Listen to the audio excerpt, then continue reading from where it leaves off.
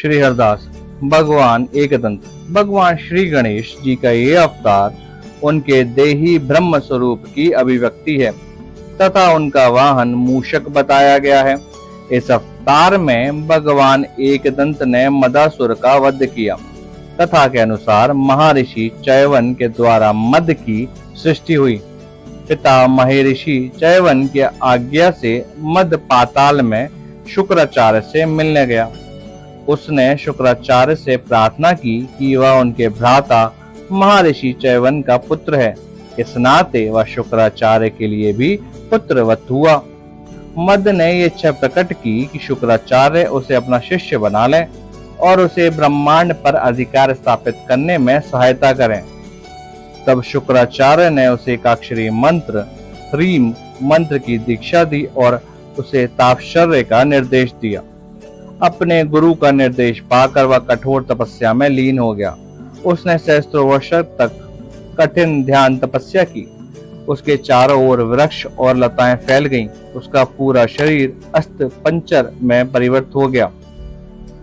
उसकी कठिन तपस्या से संतुष्ट हो माता सिंह वाहिनी भगवती उसके समक्ष प्रकट हुई और माता ने उसकी इच्छा अनुसार उसे वरदान दिया कि वह हमेशा निरोगी रहेगा। उसे ब्रह्मांड का निकटतक राज्य प्राप्त होगा कि कोई भी इच्छा अधूरी नहीं रहेगी। मदासुर वापस अपने नगर को लौटा और अविचल रूप में राज्य करने लगा। इसी मध्य उसने प्रमादासुर की कन्या सालसा से विवाह भी कर लिया। सालसा से उसे 3 पुत्र प्राप्त हुए जिनका नाम विलासी, लोलुप और धनप्रिय था। देवी के वरदान से उन्मत्त हुए मदासुर ने पृथ्वी, स्वर्ग और कैलाश पर आक्रमण कर दिया। सर्वत्र असुरों का शासन हो गया। स्वाहा, स्वधा और वष्टाकार आदि समस्त धर्म कर्म लुप्त हो गए। तत्पश्चात देवगणों ने महामुनि सनत कुमार जी से इस समस्या का निवारण पूछा। तब उन्होंने देवताओं को भगवान गणेश के एकाक्षरी मंत्र का उपदेश देकर कहा। उनके एकदंत स्वरूप के ध्यान की विधि इस प्रकार बताई। श्री गणेश जी के एक दंत और 4 भुजाएं हैं। उनका मुख हाथी के समान है। वह लंबोदर है तथा उनके साथ सिद्धि और बुद्धि भी है। वह मूषक पे आरूढ़ है। उनकी नाभि में शेषनाग जी विराजमान है। वह अपने हाथों में पाश, परशु, कमल और अभय मुद्रा धारण करते हैं। उनका मुखारविंद प्रसन्नता से खिला हुआ है। वह भक्तों के लिए वरदायक और अभक्तों के विनाशक हैं। मैं उनका ध्यान करता हूँ। तब देवताओं ने सनत कुमार जी से एक दंत शब्द का अभिप्राय पूछा। तब ऋषि श्रेष्ठ सनत कुमार जी ने उन्हें बताया। एक शब्द माया का सूचक माना जाता है। वह माया देह स्वरूपा एवं विलासवती है। दंत शब्द को सत्य स्वरूप कहा गया है, जिसमें संशय नहीं है। ये गणेश माया के धारक हैं और स्वयं सत्ता मात्र परमात्मा स्वरूप से स्थित हैं। इसलिए वेदवादी विद्वान इन्हें एक दंत कहते हैं। लगभग 100 वर्षों के कड़े अनुष्ठान के उपरांत महागणपति एक दंत प्रकट हुए और उन्होंने देवताओं को वर मांगने को कहा। तब देवताओं ने उन्हें मदासुर के आतंक से मुक्ति के लिए प्रार्थना की। गणेश जी ने तथास्तु कह दिया। यह समाचार सुनकर मदासुर अत्यंत कुपित हुआ और युद्ध के लिए निकल पड़ा।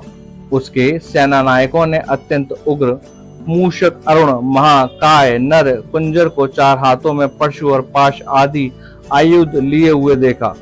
दैत्य और असुर भय से व्याकुल हो गए। तब उन दैत्यों ने गणेश जी से पूछा कि आप कौन हैं? आपके अद्भुत स्वरूप को देखकर हमारे स्वामी विस्मित हो गए हैं। आपका क्या प्रयोजन है? आप हम सब की शंका का निवारण करें। तब भगवान एकदंत ने अपना परिचय देते हुए कहा, मैं स्वानंदवासी हूँ और अभी स्वानंद से ही यहाँ मदासुर का वध करके देवताओं को सुख प्रदान करने के लिए आया हूँ।